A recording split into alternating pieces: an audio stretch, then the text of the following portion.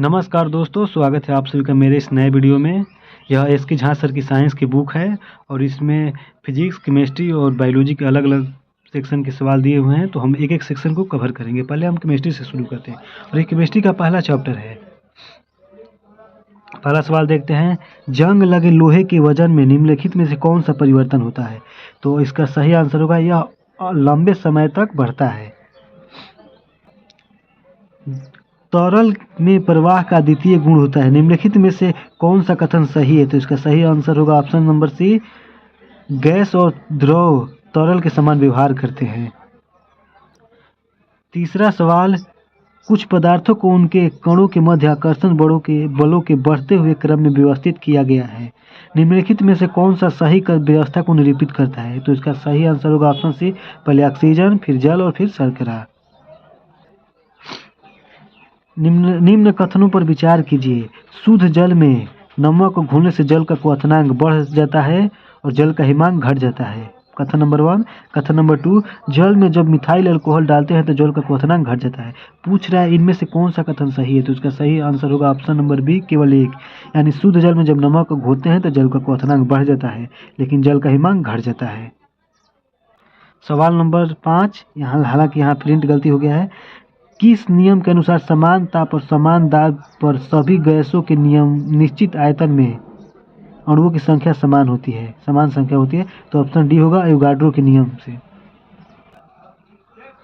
अगला क्वेश्चन, निम्नलिखित में से कौन सा भौतिक परिवर्तन है? तो ऑप्शन दिया है लौह धातु का पिघलना, लोहे में जंग लगना, एक लौह छड़ को मोड़ना, लौह धातु का एक तार खींचना। तो यहाँ पे ऑप्शन सी दिया है 1, 3 और 4, यानी लोहे धातु का पिघलना, एक लौह छड़ को मोड़ना और लौह धातु का एक तार खींचना। ये तीनों भौतिक परिवर्तन है, जबकि ये नहीं है। अगला सवाल, जल की अस्थायी कठोरता को दूर करने के लिए निम्नलिखित में से किसका प्रयोग किया जाता है? तो Na2CO3 × 10H2O, यानी धोवन सोडा का। 8 नंबर सवाल, लोहे से बनी वस्तु में जंग लगने को कहते हैं, संक्षारण कहते हैं और यह एक रासायनिक परिवर्तन है, यानी जंग लगना एक रासायनिक परिवर्तन है। सवाल नंबर 9, सल्फर तथा कार्बन डाइसल्फाइड एक मिश्रण होता है, तो इसका सही ऑप्शन दिया है डी, यानी समांगी और टिनल प्रभाव को नहीं दर्शाता है। सल्फर और कार्बन डाइसल्फाइड का एक मिश्रण, बाकी ये जो तीनों प्रक्रिया है उसको दर्शाता है। सवाल नंबर 10, निम्नलिखित अभिक्रिया के अनुसार दो पदार्थ ए तथा बी अभिक्रिया का तृतीय पदार्थ ए बी बनाते हैं, निम्नलिखित में से कौन से कथन इस अभिक्रिया के संदर्भ में सही नहीं है? तो ऑप्शन सी दिया है 1, 3 और 4, यह सही नहीं है, यानी उत्पाद ए टू बी पदार्थ ए और बी के गुण प्रदर्शित करते हैं। इस प्रकार का बना पदार्थ उत्पाद यौगिक के रूप में वर्गीकृत नहीं किया जा सकता। और अगला दिया है, इस प्रकार का बना उत्पाद यह एक तत्व है। ये तीनों गलत है।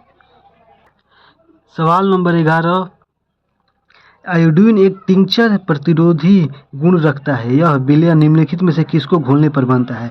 तो इसका सही आंसर होगा ऑप्शन डी, एल्कोहल में आयोडीन है। अगला सवाल, निम्नलिखित में से कौन समांगी प्रकृति के हैं? तो इसका सही आंसर होगा ऑप्शन सी, यानी 1 और 4, यानी बर्फ और वायु समांगी प्रकृति के हैं। भौतिक अवस्था में परिवर्तन लाया जा सकता है, इसका सही आंसर होगा ऑप्शन सी, जब तंत्र को ऊर्जा दी जाती है या ली जाती है। अगला सवाल, निम्नलिखित में से किसने रासायनिक संयोजन के दो महत्वपूर्ण नियमों का स्थापना करके रासायनिक विज्ञान की नींव रखी थी? तो इसका सही ऑप्शन होगा डी, एंटोनी एल लेवोजियर ने। अगला सवाल, निम्नलिखित में से कौन सी धातु को चाकू से काटा जा सकता है? इनका सही आंसर होगा सोडियम को चाकू से काटा जा सकता है। निम्नलिखित में से कौन सा कथन गलत है? यहाँ पे 4 ऑप्शन दिए हुए हैं। तो ठोस पदार्थों का आकार अनिश्चित होता है, यही एक गलत है। बाकी जो ठोस पदार्थों का आयतन निश्चित होता है यह सही है। ठोस पदार्थ कठोर होते हैं, यह भी सही है। ठोस पदार्थ लगभग असंपीडनीय होते हैं, यह भी सही है।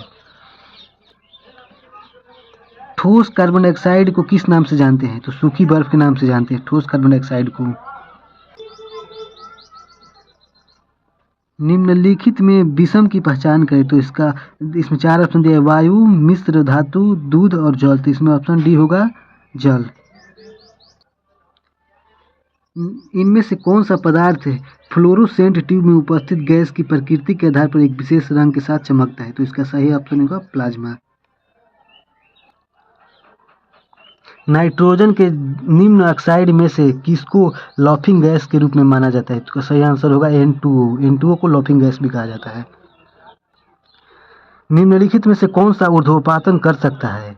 तो ऑप्शन डी होगा अमोनियम क्लोराइड ऊर्ध्वपातन कर सकता है। निम्न में से कौन सी धातु ठंडे पानी के साथ शीघ्रता से अभिक्रिया करती है? तो ऑप्शन डी होगा पोटेशियम। पोटेशियम ठंडे पानी के साथ शीघ्रता से अभिक्रिया करती है। निम्न में से कौन सा यौगिक विद्युत का चालन कर सकता है? तो ऑप्शन ए होगा सोडियम क्लोराइड विद्युत का चालन कर सकता है। इनमें से कौन सा एक रासायनिक परिवर्तन है? तो ऑप्शन ए होगा मक्खन का खट्टा होना, यह एक रासायनिक परिवर्तन है। 12 डिग्री सेल्सियस पर जल की भौतिक अवस्था क्या होती है? तो यह द्रव होता है। निम्नलिखित में से किसमें परिवर्तन करके किसी पदार्थ को एक अवस्था रूप से दूसरे में परिवर्तन किया जा सकता है? तो यह तापमान में। निम्नलिखित में से किसमें परिवर्तन करके किसी पदार्थ को एक अवस्था या रूप में दूसरे रूप में परिवर्तित किया जा सकता है? तो तापमान में परिवर्तन करके। निम्न में से कौन सी एक रासायनिक अभिक्रिया है? तो ऑप्शन बी होगा मक्खन का खट्टा होना, यह सवाल पीछे भी आया था।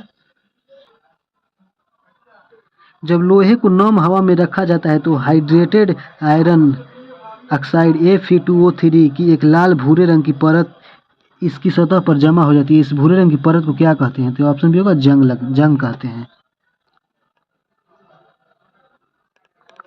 ठोस के कणों के संदर्भ में निम्नलिखित में से क्या सही है?